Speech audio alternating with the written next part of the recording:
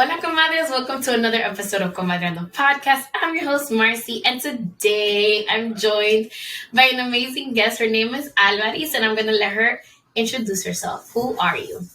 Yes, Alvarys Santana, but we are in America, so now we say Alvarys.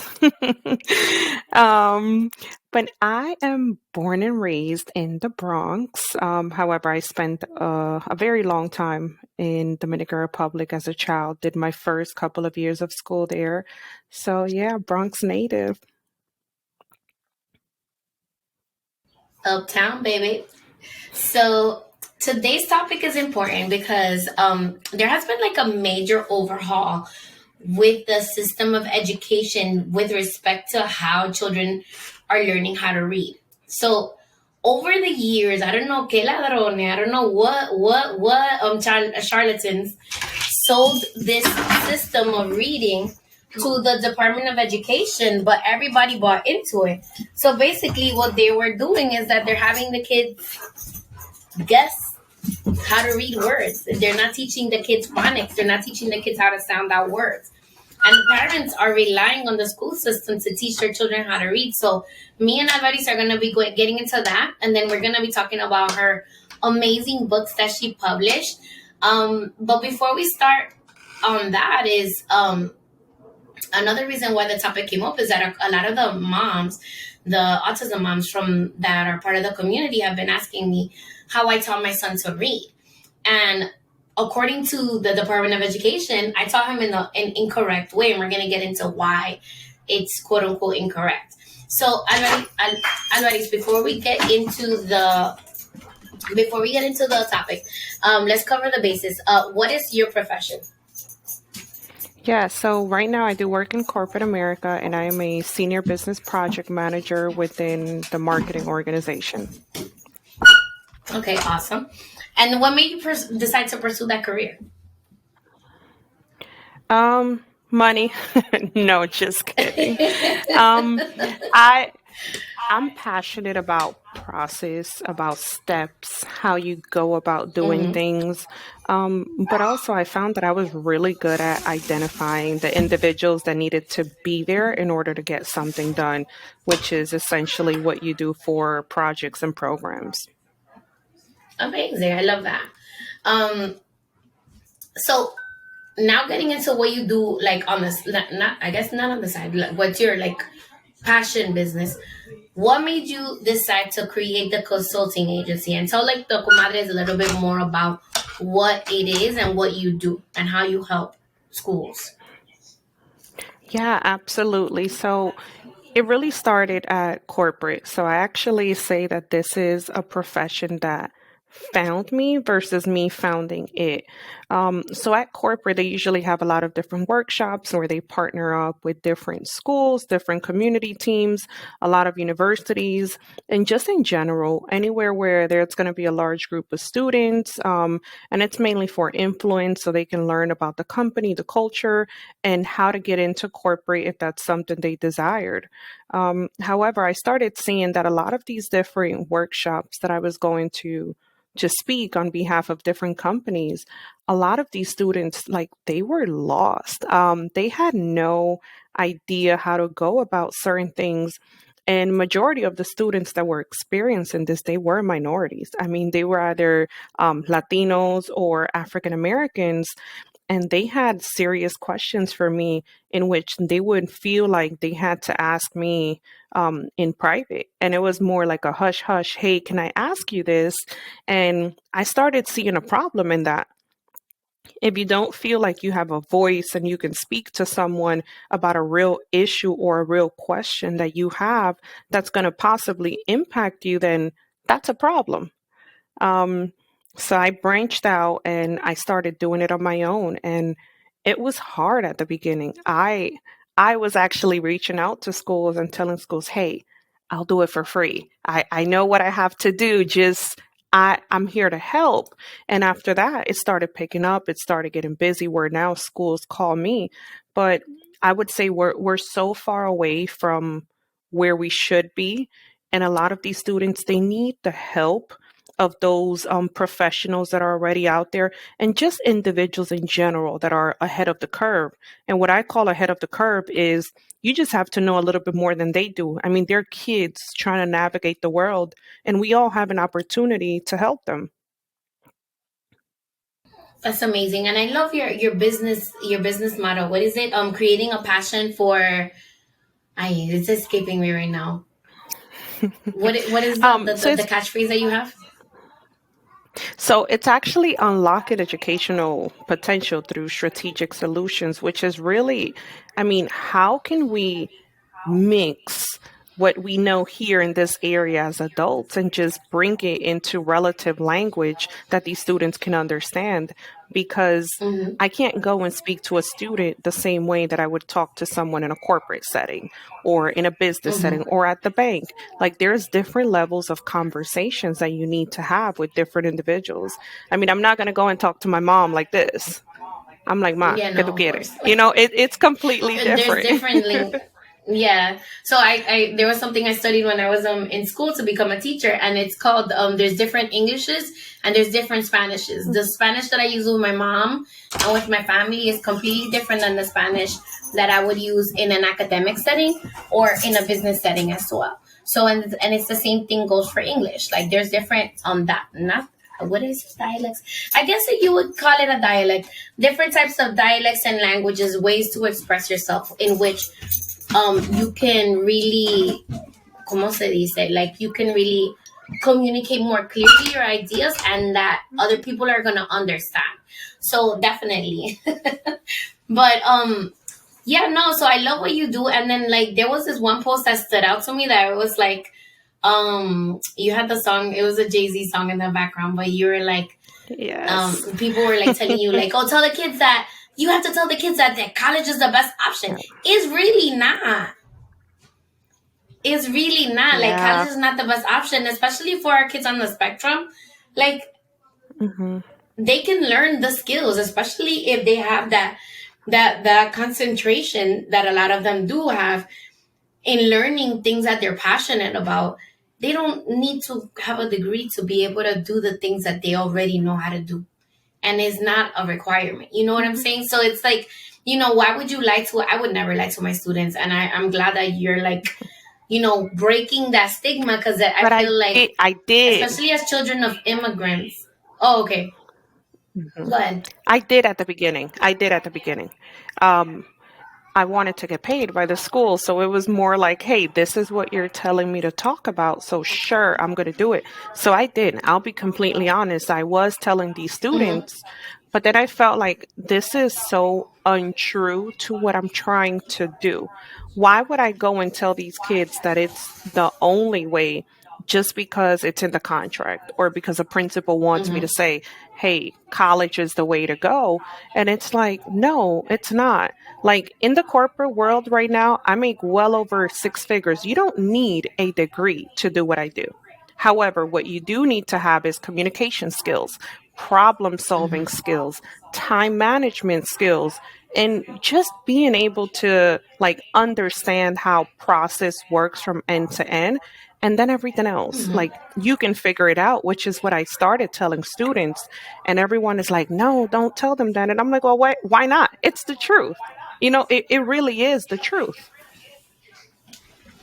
Listen, I have a master's degree and multiple degrees and other things, and I can tell you right now, my friends that are programmers that don't have the same amount of degrees are making well over probably double what I make.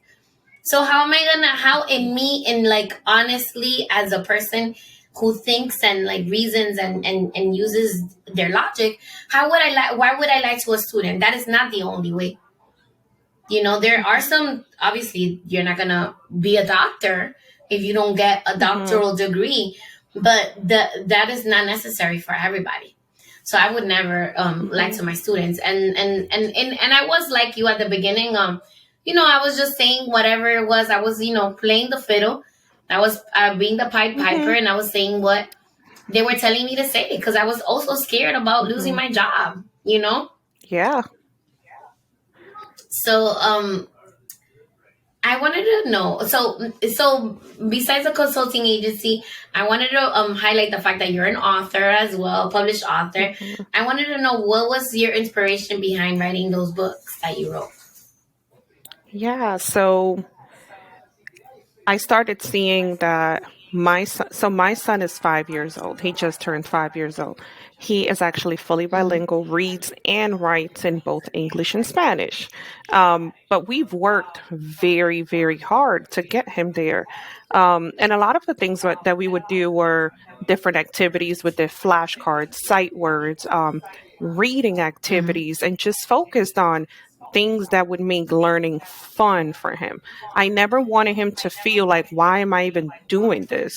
Because learning is actually fun if you take out the time to do it. So that's just the environment that we fostered for him. However, when we Mm-hmm. started looking at different books and kind of saying, okay, you're becoming a little bit more of an advanced reader. What, what kind of books should we get? And we would get all of these different books, and he wasn't reflected in a lot of them. He didn't see himself there. There were so many different books that we got that were about animals, about different issues that didn't have any characters that even look remotely like him or that can give him some Mm-hmm. sort of hope. The next Mm-hmm. thing was I do have a stepdaughter. She is 14 years old, and she was only supposed to see till 2 years old based on her disability, which is spinal muscular atrophy. And he has a lot of Mm-hmm. friends that usually come over. But it was hard to explain to kids, like, hey, she's still special in her own ways. You just have to learn how to accept that she's special and know in which ways she's special. So it was more like, how am I going to do this with children? Children are wild these days. So it was more of being able to write engaging stories that kids will understand. And it started out as something that I just did to my kids, but my kids ended up enjoying it so much that I'm like, okay, need to write books. We need to be, representational. Uh, and it literally stemmed from a passion. Like there was nothing behind me that said, I wanted to make money. I wanted to do this. It was just more of how can I make it fun for my own kids? And my Mm-hmm. son helped me design the books. Like with the designer that I had, the illustrator, my son is like, Yeah. nope, her room is purple. You did pink. We need to change this. And it's like loving the process of doing something versus just the outcome. Mm-hmm. Like I feel so satisfied, so in love. Like, oh my goodness, I just love what we created together because it's basically bringing my family into a part of the business in which now I feel like we're all winning. Mm-hmm. I love that.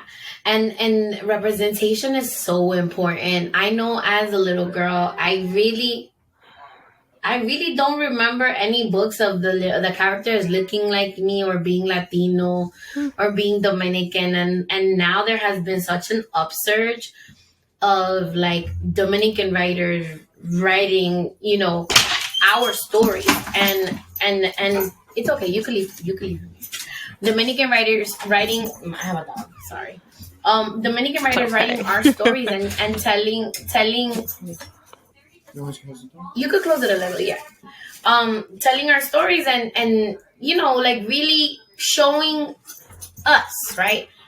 Like, because there's something to be said about having basically. Sorry, I'm losing my train of thought. So there's something to be It's said okay. about opening a book and then seeing yourself and then having like the author like Juno Diaz writing little Dominicanisms here and there, like sprinkling it in the book.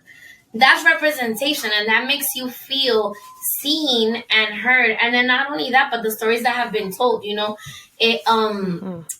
there was this one book that I shared on the Instagram is Platanos Go With Everything, and it was written by Lisette Yes. Norman, who's an amazing writer. But it's like the little girl looks like me when I was a little girl. I had never had that when I was a kid, and then like, I'm as a library teacher, I'm teaching my students. I'm like, wow, look, this is so powerful, and this is why. Like, don't take it for granted. Like, it has Hmm. taken how many years? 30 plus years for us to be seen in books. Yeah. You need to take Yeah. advantage and show, like, administration, you need to show the Department of Education, this is what we want, and we want to be seen, and we want to be heard, and we want to be able to tell our stories. So that's how come I feel like what you have done is so powerful in so many different ways. Can you tell the comadres the titles of the books? And you could show them on screen. I'll let them know that they can check out Absolutely. the YouTube channel. So I would definitely, and let me just turn a little bit. So this is not going to be released till like the end of the year, which is my poetry book. And it's Azúcar y Oh, Sal. Yeah, I so love this it. is my baby. It's literally like all my feelings, all my emotions in one. And the book is just based on 60 different poems. 30 are good, 30 are bad memories, and it's just how all the good and the bad has shaped me to be who I am. And it's just something that we have to embrace along the journey. So this is definitely a baby. And if you can see the cover, it's literally like you're pouring sugar and salt in a heart. The heart is breaking, and in the back, you see all the damage that has been done. But Oh hey, my we're here god. to stay. So Yeah, of this is course. definitely a baby for me. So I have this one. My sister is special. So this one is really all about Kaylee, which is my stepdaughter, and Ken is basically introducing her to his friend. So yeah, this is the first Amazing. book I ever wrote for children.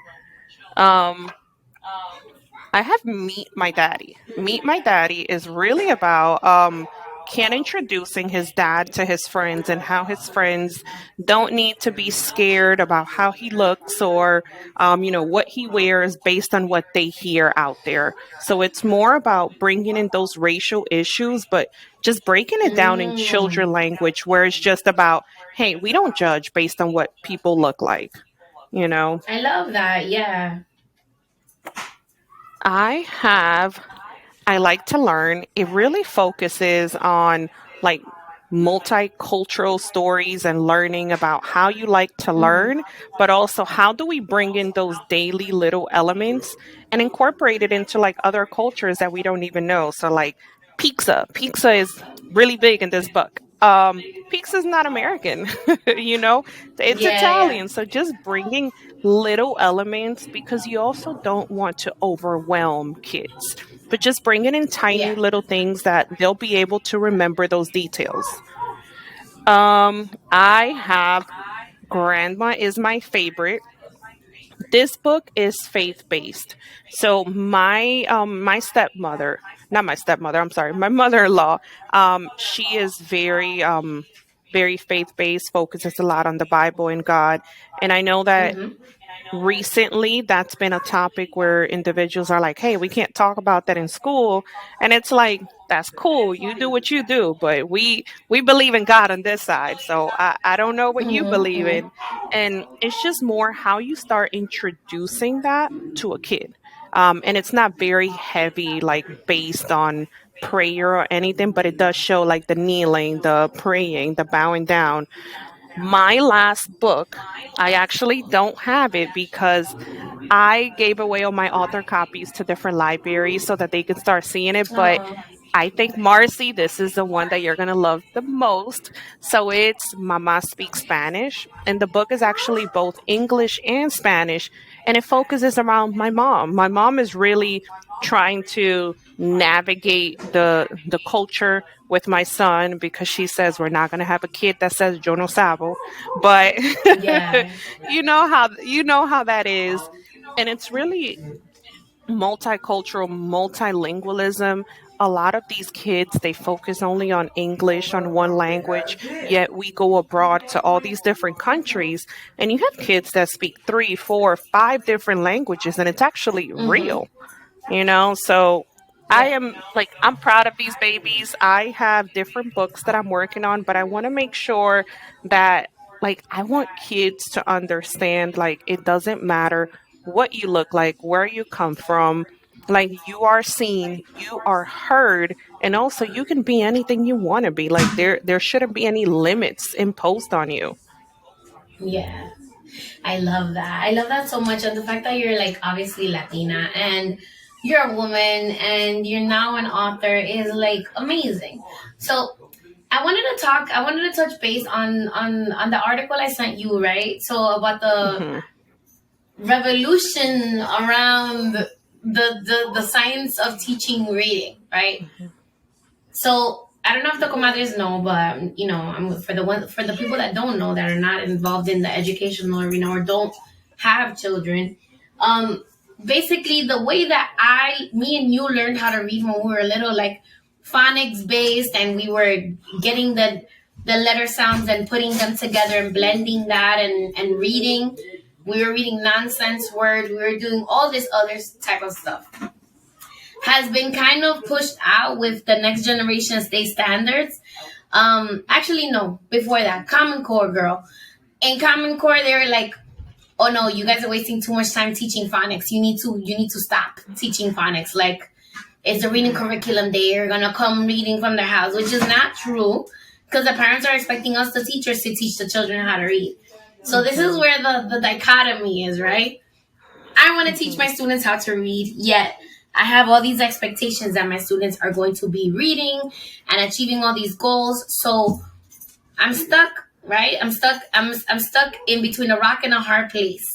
So a lot of the times, what I tell parents is like, the best instruction you're going to give your child is for you to sit with your child every day and practice. Because, like, I Hmm. have 30 other kids in this classroom. How am I going to give them that individualized Hmm. attention? How am I going to know? Yes, I am very aware as a teacher and I'm paying attention to everything that's going on in my classroom. However, there's kids that have even more severe needs. And then, like let's say Johnny is like maybe one level behind. They're going to make me focus on the children that are like several levels behind to get them even reading. Because there's kids that come in from their house that they don't even know how to handle a book. Something as simple as holding it upright, holding it with the spine to the left, and holding the pages to the right. Like, there's kids that don't come in with that, con esa Yeah. destreza, what is it, with that skill. So parents need to Hmm. know that it's important. Like, and then now people are noticing, like, oh my God, the kids are not reading, they're just guessing. And this was all due to the pandemic. So there's this amazing podcast that I'm going to suggest for parents to read, to listen to rather, and it's called Sold a Story. So this is a an investigative journalism around the phenomenon during the pandemic, that a lot of these parents with these kids in these very expensive schools were noticing that the kids were not actually being taught to read. The teachers were giving them the expectation of guessing what the word is, or what do you think goes there, what makes sense. But the kids were not actually Hmm. being taught to sound out the words. They weren't being taught phonics, right? So there was these parents, it became an uproar, right? And justly so, right? If you're sitting Hmm. down and this is a pandemic and you're watching your kid and they're supposed to be quote unquote reading, but they don't know the basic mechanics of how they're supposed to read, I would be Yeah. upset too. Hmm. You know? But let me ask you something, So Marcy. I have a yeah, go ahead. question for you. While you're going through Hmm. that, this just sparked because I ask everyone this, and everyone I ask the question, they fail. So I'm going to test it out with you. You're a teacher, correct? You're an educator. Hmm. Yes. Okay. What's a teacher? Describe to me a teacher. Somebody that helps someone learn. Okay. And what else? You're modeling behaviors for the students so that they can learn from based on Okay. what you're modeling for them. Okay. And ¿qué más? Which is all You're correct. helping them think as well. Correct. And that's the perfect answer if we are looking at it just from the education perspective. But if you go into this other side, a teacher is a mother, a daughter, a sister, or a brother. They have a life just like you. They deal Mm-hmm. with pain, stress, anxiety, and everything else just like you. So we have parents saying that, hey, I'm upset my child can't read. Well, you're the first person that's supposed to identify that your child can't read, not the teacher. And I Exactly. know that Yeah. parents listening this, they're not going to like it and it's okay. But if a child can't read, what are you doing about it? Because then that means that your child needs extra help. And Marcy, there's nothing wrong with needing extra help. Hey, sometimes I Exactly. need extra help with something. But Mm-hmm. how are you fixing those issues and identifying like where the gaps fully are? It is not a teacher's Exactly. responsibility to do that. A teacher has a curriculum that is set by the state. And I'm going to tell you this. And any state, any city that I work with, I hope they understand this. Their standards and my standards for my children are completely different. I don't care Yes. what standards you set. I know what standards I'm going to operate with within my household. And sometimes your Mm-hmm. standards aren't it. Like they're not it. Mm-hmm. Kids and teachers, like teachers have gotten away from teaching what long and short vowel sounds are. Like just because the curriculum says nope, breeze through it. We can't do this. I mean, Marcy, I don't know about you, Mm-hmm. but I grew up on the nacho books and IEO. Kids don't know Claro. what IEO is. It's like they just know the alphabet. Like they don't know vocals. They don't know No. anything. And I don't blame them No, sis. because kids are kids. But these adults that we have here, like, what are we doing? We also want to be so innovative in the education world that we forget that the basics got us to where we're at. Like, why are we Hello. trying Yes. so hard to get away from generations that have built amazing things? Like, it's not all bad. Like I know I love tech. Like I really love technology. But what are we Same. doing that is helping us advance like the creativity and the power of like an idea popping in your own head? Like that's important. Why are we not emphasizing on that versus thinking we have to be so fast and furious? Yeah. And then the thing is that these curriculums that are being brought out, first of all, I don't think these people actually work with children ever in their lives. They're coming out of, and then not only that, but they're coming from a place of privilege, and they're not checking their privilege because they're not checking across the country and across different social economic divides, whether this is going to be hitting the way that they think is going to be hitting for those students. You know what I'm saying? Like, how am I going to talk to a kid in the city that's a child who is of lesser resources about skiing in the Alps? That's not going to Mhm. fly. ¿Qué saben ellos de eso? Unless they watch a lot of TV, that's not gonna fly. So the Yeah. what I wanna really drive home is that the first teacher is you. You're, as a parent, you are the first teacher. My son wasn't reading. He wasn't getting. He wasn't okay. So Aiden and I would practice all the letter sound correspondence, right? He knew Mhm. long vowels and short vowels. He knew all his consonants. He knew the vowel teams. He knew the consonant blends. He knew all that stuff. But when it came to blending the words together, there was something that was not clicking for him. So what did I do? I came up with a new intervention. I started looking at research, and I found that there was some children with autism that were better at learning to read when they got the whole word approach instead of breaking it up. This doesn't work for everybody, so I'm not going to tell you that this works for every single child. No. But I Mhm. did my master's research on that, so I started doing it with my son. So basically, I was giving him vocabulary, and then as I was giving him the vocabulary words, we were going over what each letter said again. Like he already knew it, but like when CAT's together, it's gonna say cat every time. So that's how he learned how to read. Aiden right now is hyperlexic. He can read college level. He can read the New York Times. He can read in English and Spanish, because that's another thing that people don't realize. Once your child knows the basic phonics instruction of letter sound correspondence, they can apply that to other languages. Or if they know it Mhm. in their home language, whatever that is, they can apply it when they're reading in English. So that's another thing Mhm. I wanna touch base on too. A lot of before, I mean, I don't know what it's like now. At least for early intervention, for my son when he was learning to read, they were like, "Oh no, we don't talk to him in Spanish." because it's going to confuse him. There is no language confusion. Children have the capacity of learning 3, 4 Ah. languages at the same time. Yeah, so my son, he's 5 years old and he starts. So we never put him in pre-K, no daycare, none of that. Everything we've done have been through a private sitter or just us here at home. So at 5 years old, he is starting a program in August, kindergarten, and it's actually 85% Mandarin Chinese.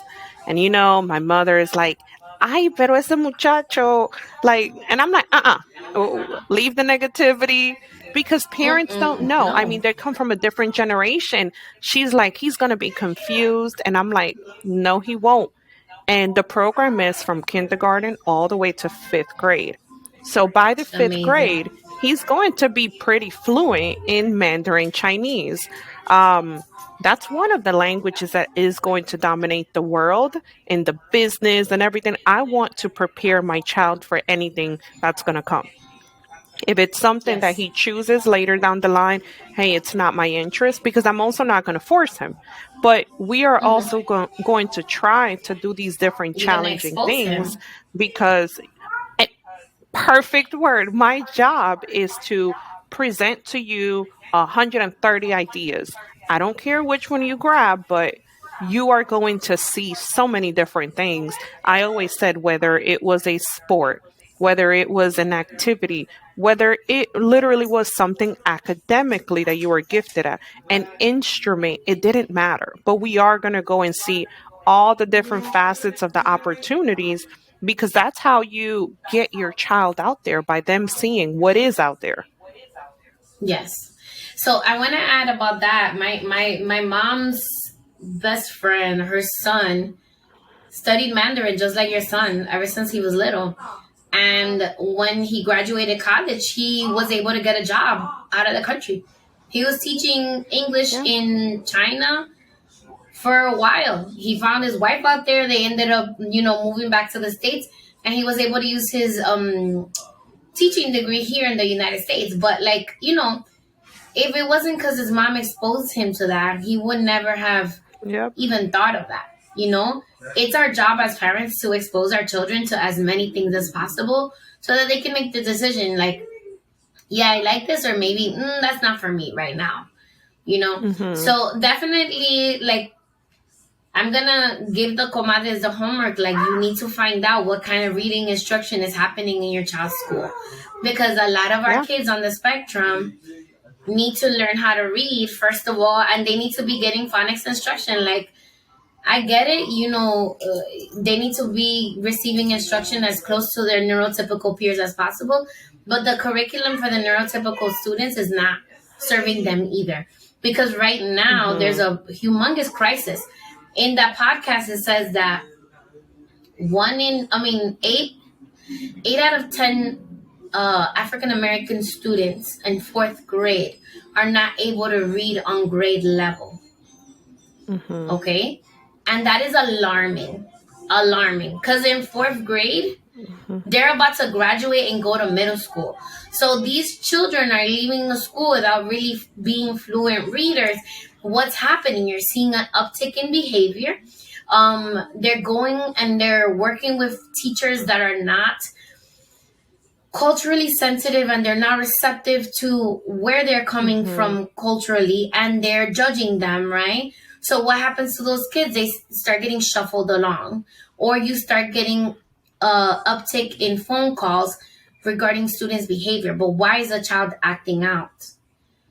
There's always a why to behavior, people. Like, there is a child is Mm-hmm. not gonna act out just to act out, to be a jerk, because that's not, that's not how it Yeah. goes.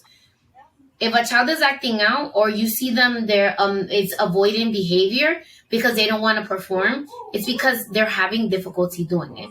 A child wants to show you what they Mm-hmm. know, but if they don't know what you're trying to teach them, it's gonna spike the behavior in the classroom, and that's what we've been seeing, Yep.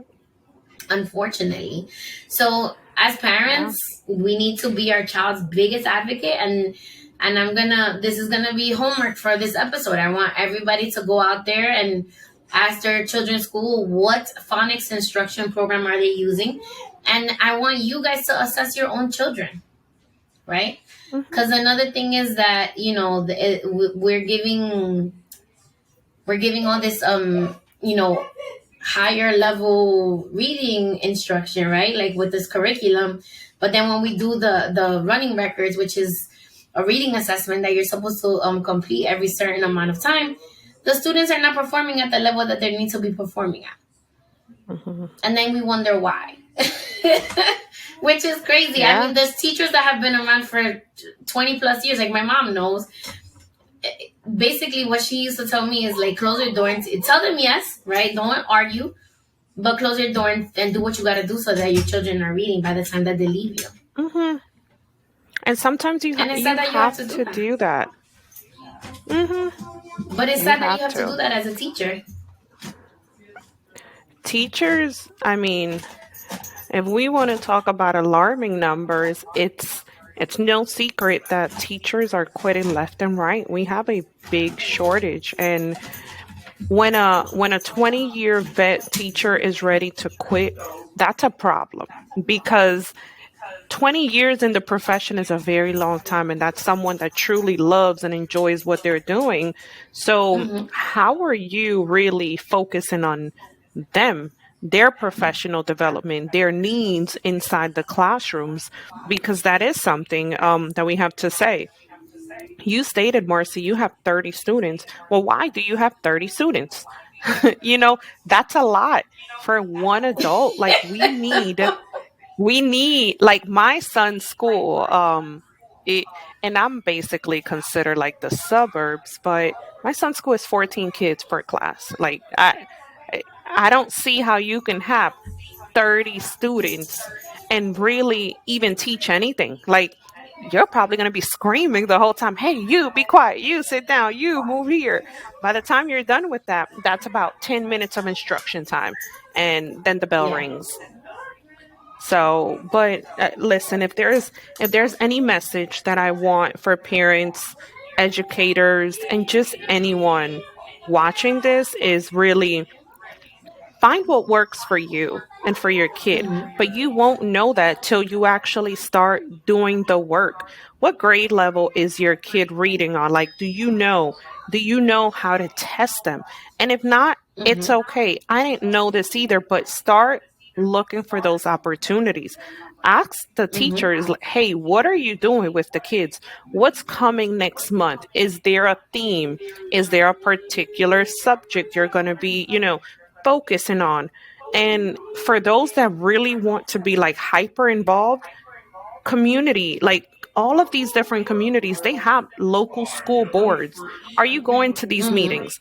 They are making decisions about your kids and what your kid is going to learn, and you're not even there. And there's public access for you to join. So, are you going and lobbying on behalf of your child? Decisions are made, and you won't know because you're not there. And you don't even have to go in person. A lot of these meetings are happening virtually now. Thank you to the pandemic. So what's Hmm. your? I mean, I'm not trying to blame the parents, but what is the excuse, right? Like I constantly on my son's school, they use the Remind app. A cada rato they're sending me like coffee with the principal virtually. District Hmm. 75 is having a meeting about XYZ. You can join along. The Zoom link is there for you to go. Literally, while you're at work, you can Zoom join it. Okay, you're not gonna be unmuted the whole time. You can be muted, but at least you're listening and you're perceiving what's going on. And if you want to step in and say something, you always have the opportunity to do that. But the thing is that you need to be present and you need to account for what's going on in your child's education. You can't leave it up to teachers. Hmm. Because, like, as I always say, you're your child's biggest advocate, but, like, is no, like, the teacher, yeah, we do care. Obviously, we care about our students and we want all of Yeah. them to learn. Pero a quién le va a importar más? Who's going to care more about your child than you as a parent? Yep. Yep. So, in in Yeah. in that, okay, go ahead. Sorry, Alvarys. Oh, no, no. I was just gonna say, we have to prioritize what's first, and we chose to have these children. Uh, So it's our duty to ensure that they are being maximized and getting what they need to get. And it's not fair to them because they can't make decisions for themselves. So they rely on us to be their biggest advocates and just like they're the biggest, you know, cheerleaders, support. And we have to also be involved to know what's the best way to support them. It's true. So in that vein, before summer starts, the podcast is going to be holding an Uptown Literacy event. We are partnering with Dominican Writers Association, and we are going to be having raffles. We're going to be giving you tips and tricks on how to get your child to love reading, and also I'm gonna probably add into one of the panels is like, how do you assess your child and see whether they are reading on level or not, and it's a simple thing. All the materials are accessible online, because that's another thing. A lot of we're not even gonna get into that in this episode, but a lot of schools, they want you to assess the children using like running records, right? Which is I forgot who invented it, but they don't give you the books. They don't give you anything. You gotta go figure it out. Muchacha. They're like, oh, we had that, but there's none available. You can find it online. No link, no nothing. So if I can find it as a teacher, I can give you guys the resources, and you can be able to assess your children, and then you have a starting point to know where your child is at, and then from where you want to push them to. So at this event, we're going to have different panelists coming on. We're going to teach you different reading approaches, and we're going to get the kids excited about reading again. Because the thing is, like, the way I never traveled as a kid, but I knew all this information, and it was just because I was reading. I was reading all these different books and articles and things that were interesting to me, because that's how I traveled. My mom wasn't one. Girl, you grew up in the Bronx. I grew up here in the Heights. So it's kind of like, similar environments, right? Yeah. Mami no me dejaba salir para afuera. Where the heck was I going? She didn't even let me play outside. Yeah. Let me be honest with you. Mommy didn't let me play outside, but guess what? I was in the house reading books. So that's how I traveled, and I was able to escape, which is my preference of reading is fantasy, right? But we all need to be able to give our children that love of reading and teach them that we can travel, even if we don't have the economic means at the time. We can travel via books, and we can learn through other people's experiences, through characters' experiences in books as well. So that's something that I'm very, very passionate about. And right now we're putting it all together. The Eventbrite link is going to be live in, I want to say, a week or so. I'm going to be putting Alvarys's book links, her Amazon book links in the show notes, and then also her consulting agency. I'm going to put that the website in the show notes as well. I don't know if you want to leave the parents with anything else, Alvarys. I would say resources shouldn't be a reason to hold your kids back. If you need some sort of resources and there's someone that can offer them to you, reach out. Those individuals might really be willing to genuinely help, but they don't know that if you don't reach out. But it's going to take for you to be just as passionate about your kids' education that somebody is passionate about giving it to them. I agree. So, another thing, we're also partnering with Link, LINC, which is, I don't know what I can't, off the top of my head, I can't remember what it stands for, but I know they're an initiative to bring literacy and a joy for reading for all kids in New York City. So they partner with different schools to do something that in the school I was at before was Tiger Day, right? The kids had a goal. They had to read a certain amount of books by a certain time. And the kids got really, really excited about that. So, I'm going to try and see if I partner with the New York Public Library as well to get free library cards because that's still around, even though people don't use it anymore because we have access No one to all these goes. PDFs. Yeah, yeah. But there's a certain nostalgia. There's like a certain nostalgia for me about opening an actual book and reading it and having it in my hands, as opposed to reading it um digitally. And I think there's like some I scientific love books. evidence regarding, yeah, I think there's scientific evidence regarding like taking handwritten notes and reading actual books.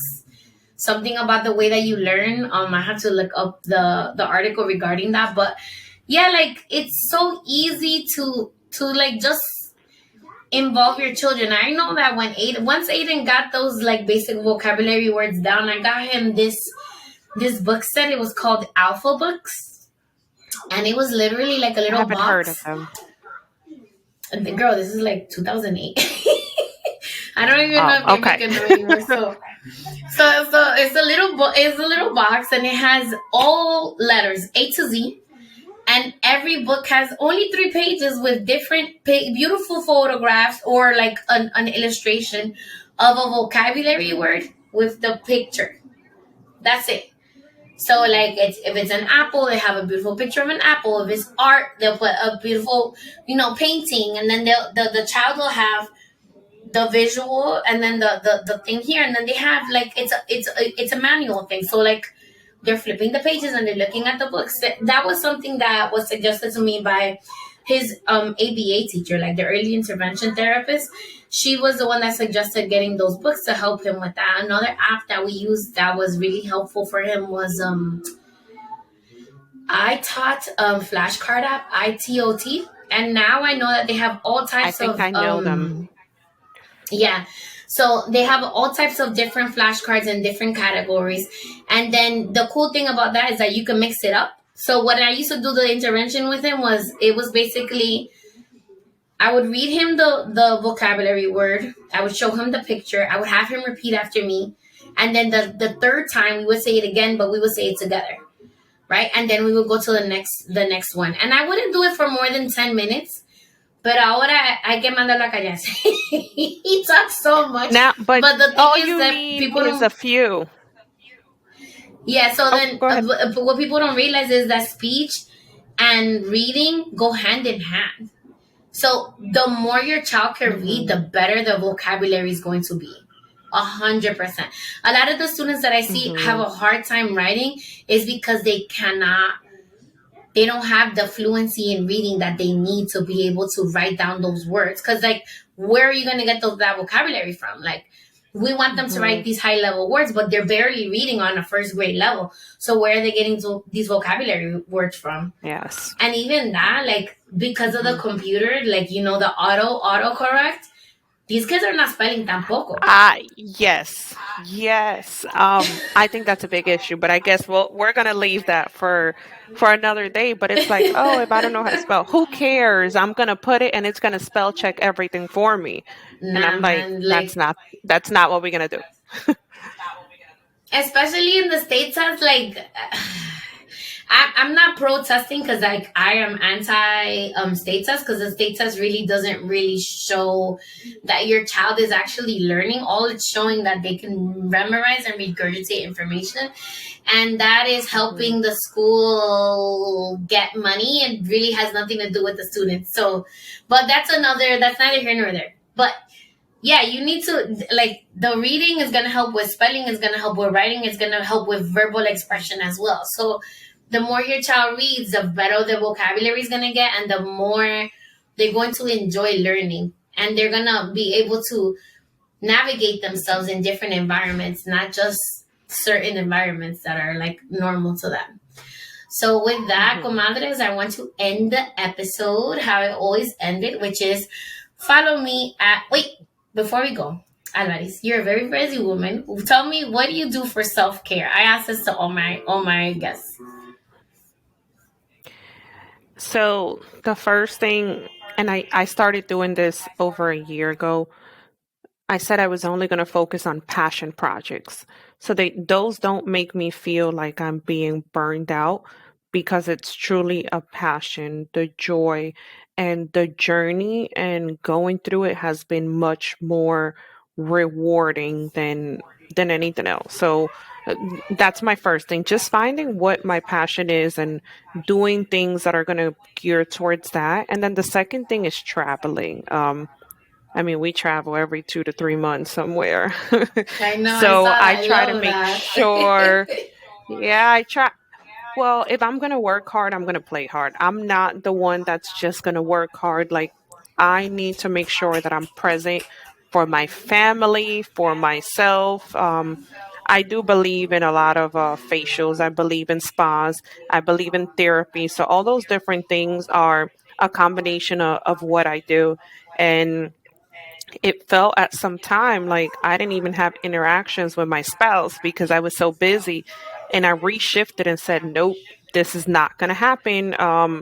Because again, priority. What's first is first, and everything else is going to come. So it's just passion projects, identifying what you're going to focus on, and then creating a timeline for yourself. Like, I know I can't do 30 things at once, and that's something that I came to realization. I wish I could, but that's just not me. So yeah, just travel, enjoy. I sometimes like doing nothing. Like nothing. Unless you have That's some so chisme funny. for me and we can have cafecito and chisme, but I like doing nothing. So I love that. So yeah, no, definitely. And then like having comadre time, right? That chisme, that's feeding your soul, and it's not even, doesn't even have to do with like talking about anybody or being like, ugh, like mean girl stuff. No, like literally sitting with a friend that feeds your soul and like catching up about life and like confiding in them and just talking to them about things that you don't feel necessarily comfortable with your spouse discussing or whatever. Like Mm, that is all part of mental health. Like being able to have somebody to talk to absolutely. and that whose company you enjoy is top tier. So, Yeah. comadres, I love. Thank you, Alvarez. Thank you so much. This was such a great Thank you for episode. having me.